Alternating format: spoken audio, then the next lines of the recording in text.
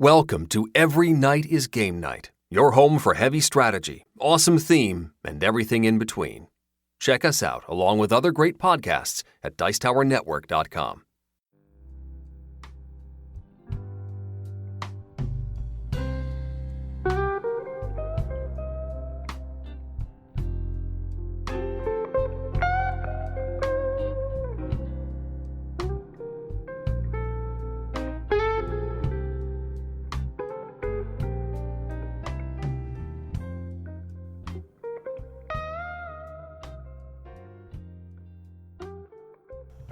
Yo, my peoples, what's up? Welcome back to Every Night is Game Night. I'm your host, Jason. Thank you so much for joining us.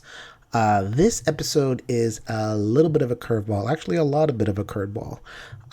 As many of you know, I'm going through a lot of life transition in the recent times. I've moved and I had a new kid and I have a part-time job in addition to my full-time job in order to be able to afford these nice things. It's just been a lot and it's hot.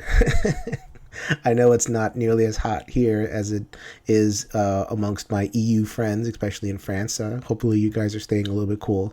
But yeah, just a lot has happened and I'm babbling. The upshot is, I kind of lost the thread a little bit. I don't really have a full episode ready, at least one that I'm happy with. I wanted to do something very particular with episode 150, which I'm hoping to get up next week.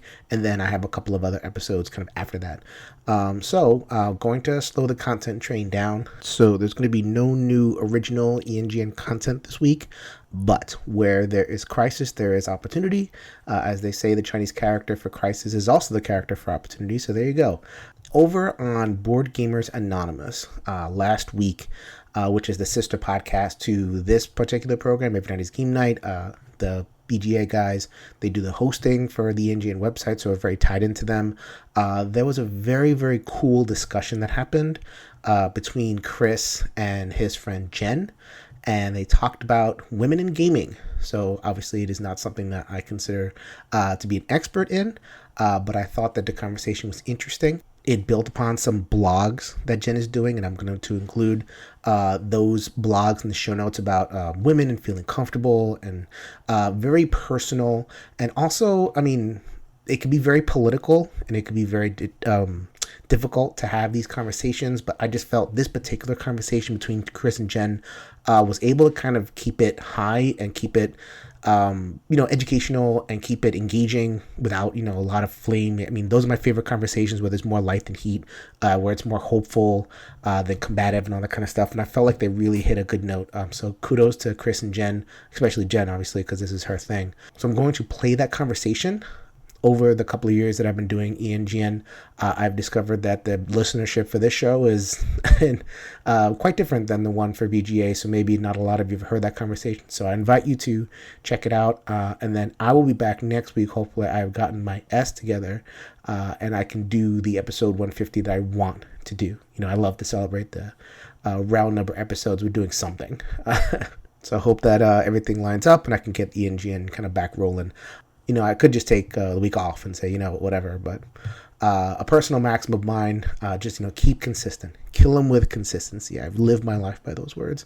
Want to be in your feeds every single week, whatever I do, whether it's the podcast or other things in my life, I just want to be consistent. I'm not that good at anything.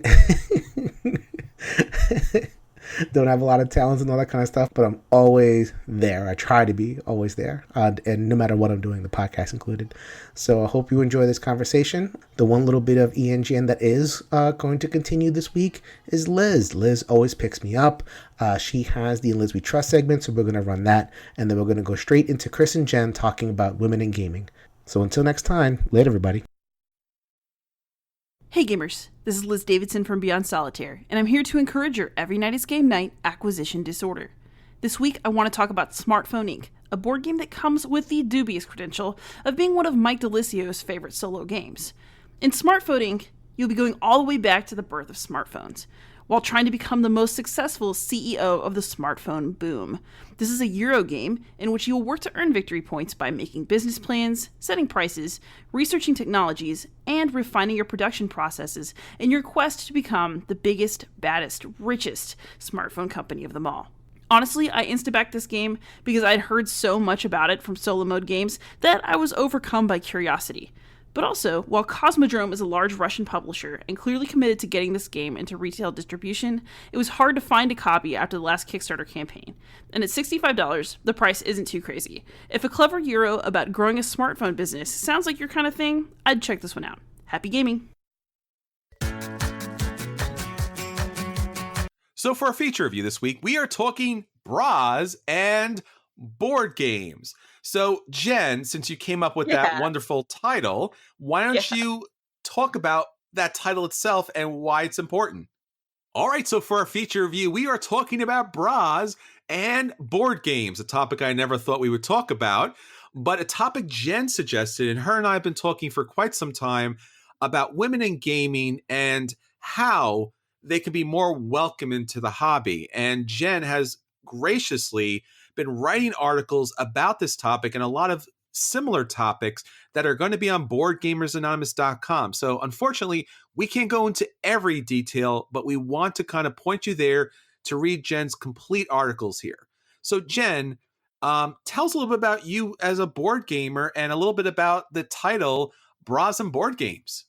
Yeah, so I'll start with the bras and the board games because I know that's what people are wondering about. Because it started off quite genuinely. It started off as just a really cute alliteration that I've had in the back of my mind since I started an all women's board gaming group.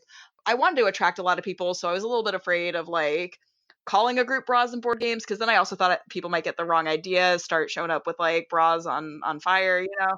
And fire near board games, not what I want. Anyway, so once I had the alliteration down, when I was trying to title one of my articles, which is on the gamer girl stereotypes that are really harmful to actual gamer girls, I titled it Bras and Board Games and then came up with this metaphor that finding the right gamer group, now this could be a board game or this could even be like an online gaming, but finding the right group, the right community, the right people to spend a lot of time with very much feels like when you get to take your bra off at the end of the day. And so it's something that is just so trivial that you wouldn't always think about, that it's like the equivalent that I've come up with is that the gender neutral equivalent that I've come up with is that it's like that feeling that I'm pretty sure we all have known of feeling like you're holding your breath for a decision or just holding it in general because you're so anxious, or holding it because you're underwater and finally being able to get that air and being able to breathe. That's what taking your bra off feels like. So if you've ever wondered, which I'm sure a lot of men have, but also I think it's a really good metaphor for finding kind of your tribe or your squad or whichever word you want to use for a group of people. I don't know, your flock. I could keep going on herd, your herd. But yeah, so that's where that title came up with. And I just thought what to kind of just describe the whole reason of why I wanted to write these articles. So Jen, what it seems like you're saying is obviously going to a game night can be restrictive for women coming. It can be. It's, it depends on the group. Like Actually, it doesn't depend on the group. It's always in the back of your mind I'm a lifelong nerd. It's the same feeling you get when you walk into a comic book shop or a video game store. And I personally get a thrill out of it because I get a thrill out of being like the only of a type. I am an ENFP, if you're familiar with Myers-Briggs. I love being unique, but it also brings with it this kind of weird fear and restriction of, that people are watching you because you're unique. And I have a lot of empathy and I have a lot of sympathy and compassion really for the need and want for human interaction and the need and want for romantic human interaction. So there's that, like, it's a new woman, it's a new girl, I wonder what her thing is. And there's that. And then there's also, I feel like I'm getting off track because there's so much I could say, so I'm just going to go back to the articles. There are microaggressions, and I don't want to sound like that flaming feminist, right, that people hate, but there are these microaggressions that even if you're the nicest guy, you can't really impact, or you're not always as aware of it as I am, that these gaming groups happen in usually in small confined places. And if you sit me in a corner and some random person is coming on to me or harassing me or saying something, what have you, if you physically put me in a corner, I physically have no way out of that Sure. situation. Yeah. I don't want to sound like the sky is falling. That's not who I am, but it's a fear. And there's this one article that I wrote on microaggressions, and it happens to be the longest article, unfortunately. But one of my reasons for writing the articles was to help men who don't see it or don't experience it to know what is happening to us and how we react and why it scares us away and why we don't want to be in gaming groups. And so, unfortunately, it's my darkest article that I had to write, but something that seems like an impossibility or that you would never do, right? So let's come back to the fact that I trust you. Like, Chris, I trust you. Sure. And I know that you're somebody that I know I can open up to. And whether or not, and you are somebody that I can truly understand, in your mind would say, I would never do that, so I guess it never happened. Sure. But in the back of every woman's mind is some scary, weird, creepy scenario that has actually happened to her, unless she's been living under a rock. Sure. That could happen, and I think really could be escalated. As you mentioned, I guess one of the things that as a man that we don't generally think about, especially when it comes to gaming, is we game in a lot of places that are off the beaten track. Sometimes they're not at public locations, or sometimes they're in a room, in a place that at night. Right, because that's when we get off. Yeah. Because work. And Yeah. I've had guys say to me, like, why aren't we getting more people? Or I've seen women as far as meetup.com, like, hey, I'm going to come. And then they cancel. I'm going to come this week, and they cancel. I'm thinking about coming. Right. What games do you play? What, who's there? And then I often tell the group, I'm like, we do have women who come to the group. You should also RSVP to let other women know that it's a safe space, so to speak. But that is huge. Yes. But we'd often don't recognize, especially since we're gamers and we're a little more chill, is that men just in general are big dudes, and we don't understand a lot of big dudes in a space that is, as I mentioned, even if it's a public space, a space that's a little bit off to the side. Now you have a situation where a bunch of dudes in a off the side space are surrounding you. Now it's to play a game, but it's also going to be intimidating to pretty much anybody, but obviously mostly women, especially when there could be a possible attraction where it then might get a little more aggressive. Right. So two things popped in my mind when you were saying that. And the first is that in the introductory article that I wrote, and in a few others, I note this, that we as a community, right? Because I'm including myself as this community, even though I run a women's group, I'm not excluding myself from the board game community. I'm just creating something different within it. We as a community have this huge PR problem. That's not our entire community, but there is some grains of truth when you meet these sometimes well-meaning men that are socially awkward or have social hesitancies that they or the inability to read what is happening. And again, this is where I say I have compassion, I have empathy, but I am not going to always choose to put myself in a situation that could negatively impact me. And in the microaggression article, I do write about there are psychological microaggressions and there are physical microaggressions. And if we just work on them together, or even just, I hesitate to say if a man could step in, because one of my things is that women should be autonomous and be able to speak for themselves, but we're not always there yet, which pains me and makes me really sad. But we're not. And so I wrote about this, right? Because going back to the whole I called it romantic disinterest in one of the articles. This part about I could be interested in you, right? But at the same time, I came there to game. If you are showing hyper interest in me and you are also part of the only gaming group in my community, you have now put me in a spot where I do not get to interact with my hobby the way that I want to interact with my hobby. Because, and I get it, because you might be scared to ask me out because you're scared of rejection. But please keep in mind that we want to come and we want to game. We don't come. I've heard multiple women say this. This isn't just something I came up with. We don't go to gaming to flirt and find a mate. We come to gaming because we want to learn the game. We want to win the game. And I think in experiences that I've had, it has been helpful for for me personally, but this is how I interact, right? So for another woman, it could be different, but it's been really helpful when I developed a friendship where he said to me, I'm here if you need me to. And I can totally, and like who just completely offered to be a diffuser or a buffer. And to know that I had that made me keep coming back to the group, even when I had been asked out by a huge ton of men or come onto by a lot of men. Having that person there that I knew that I could go to feel safe, and that I knew I could go to be like, I want to play a game and I want to excel at this game, instead of, and I talked about this in the microaggressions. I've seen it, and it's been done to me, where I've seen men follow women around the board game groups, like specific women that they're fixated on. And so knowing that I had that person there, granted, it helped me that person, who I love very dearly, was disliked very strongly by the person that was fixated on me. But that did help.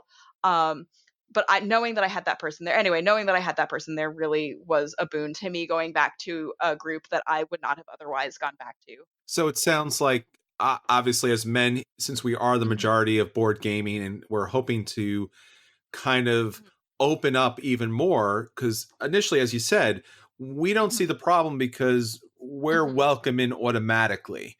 And the environment is already built for us to kind of respect and engage with each other in a particular way. So when a woman comes to the group, it's like, we don't know what to do, or maybe we're not doing the best things possible. And it sounds like, probably as far as board gaming groups are concerned, that it's important for all of us to be allies when anybody comes to the group, but especially women, because we want to have more women gaming with us. So there's a catch-22, right? Because when and I found this in ministry as well, when you say that you want to be welcoming, there is a scale, and a lot of people will go to the opposite side of that scale and be so over welcoming that it actually scares the person away.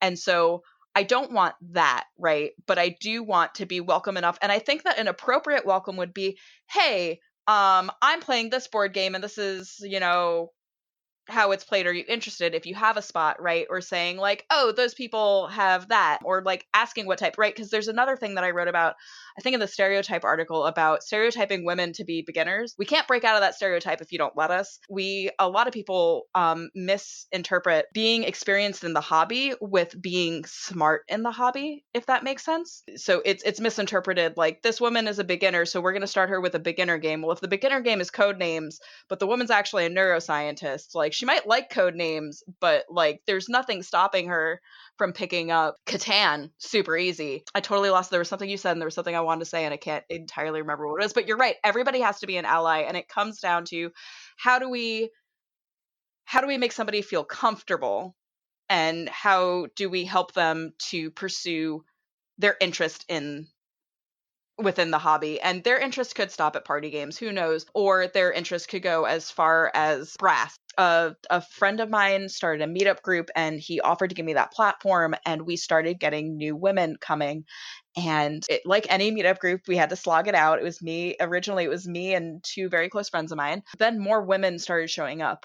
And then more women started consistently showing up, to the point where we have a core group, but that it's like any game group. It gets a little dodgy depending on, people's personal schedules. And so it's just amazing to sit there. And so the first time we had a large group, which was around 6 women, I had one woman who has kids my age who turned to me and said, this is such a wonderful environment that you've created, because I think she had 2 sons, to be honest. She goes, I don't want to go to a group and have to deal with all of that, right? Because women very commonly in our society get put into a position where we are conflict mediators. And again, you think about board games, and I mean, what is more conflicting than actively putting yourself in competition with one another?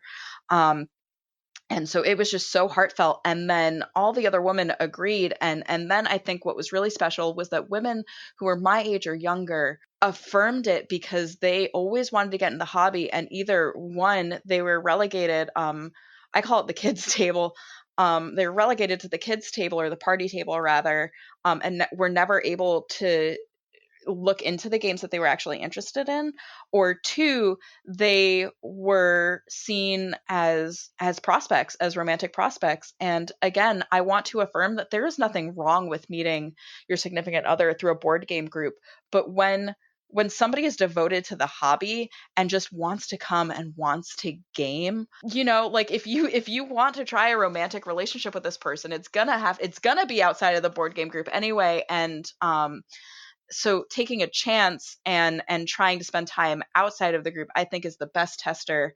But going back to the women's group, it was just so, I don't know, it fit, because I love competition, but I don't love what we call aggro.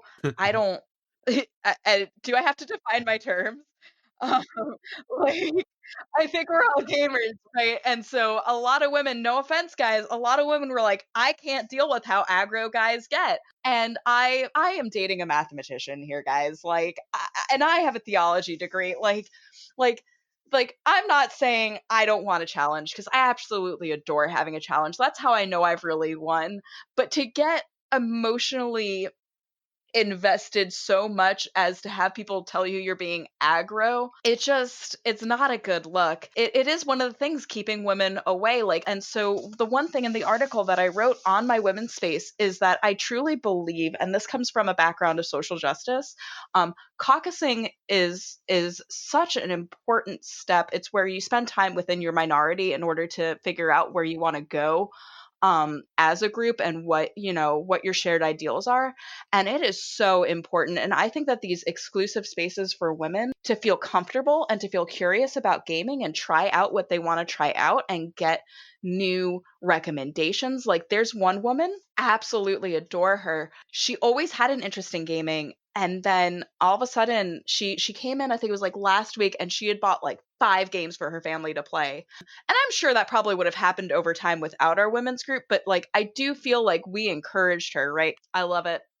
I love our barista. Shout out to Steph. She's amazing. She's part of the reason why Girls Game Night works. So if you are a woman and you are in the Bergen County area of New Jersey, Tuesday nights at Cool Beans at 7:30, it's a great time. Again, Steph's awesome. I'm awesome. All the women that come are awesome. Well, Jen, I'm really happy to see that you've recognized a problem that's obviously not just affecting you, but a lot of gamers out there, and you've taken like super productive steps to make things right, and you found a way to do so. So for a lot of our gamers out there, this might be a great option for them. If gamers are gaming with obviously a mixed gender group, what would you recommend, or what would you leave them with as far as a piece of information? The articles are on boardgamersanonymous.com. There's a lot of information there to read through and a lot to get out of there, but give us something quick that people can kind of like hold on to. So two really quick things, and I'll start with the lovey-dovey thing. One of my articles is basically a love letter to my boyfriend, and I wind up coming to the conclusion that if you're there to game, respect the game. That is sexier to me than you trying to impress me by letting me win, or like trying to overbeat me. And I encourage you to pursue something, but like pursue it in a respectful way. On the other side of that, if you are there, and I think this is, we've talked about this, you and me, if you are there experiencing and being able to see that a woman is uncomfortable with a situation, asking is like the biggest thing you can do, because one, the woman will feel heard and acknowledged, and two, it gives her an extra tool to feel safe. And again, I hate that I have to use the word safe, dangerous, and whatever else. But just asking is so important. Whether it's asking, on the psychological standpoint, whether it's asking, hey, what kind of games are you into, or what have you played, instead of, hey, they're playing that party game over there, I think you'd really like it, or even just asking, hey, I noticed that this is happening to you, what can I do? or even just making sure, now this is not asking, this is just silently doing, just making sure she doesn't get put in the corner seat. I tell in the articles, I say you all have to get in contact with your inner Patrick Swayze, and make sure that baby is not in a corner, because it is a physical thing, it is a psychological thing, and even though we are there on the social contract that we will finish the game, not having a physical out is the quickest way to disconnect us from the game and disconnect us from you, who might be a great friend or even a great potential partner, but making us feel physically uncomfortable is like, no. So then on a really positive note, I I absolutely adore both spaces that I am a part of, both my co-ed space and my women's group. And I think that more women leadership in this community is happening. And I love it, because I do think that more women leadership will encourage more women to be a part of the hobby, and to not be afraid, even if you are in a church basement at 9 o'clock at night, to come and play. And so yeah, my main rules, I guess, what I would want to leave you with are respect the game, respect each other, and respect the space. And I try to play by those rules, and I hope that these articles help you, also the listener and the reader, to play by those rules. All right, so check out those articles on boardgamersanonymous.com. Jen, thank you so much. We appreciate your articles. We appreciate you dropping some major knowledge on us this week. Yeah. And this is a conversation that obviously we need to continue to have in order to welcome more gamers to the table. I'm here for you anytime you need. Thank you for having me on.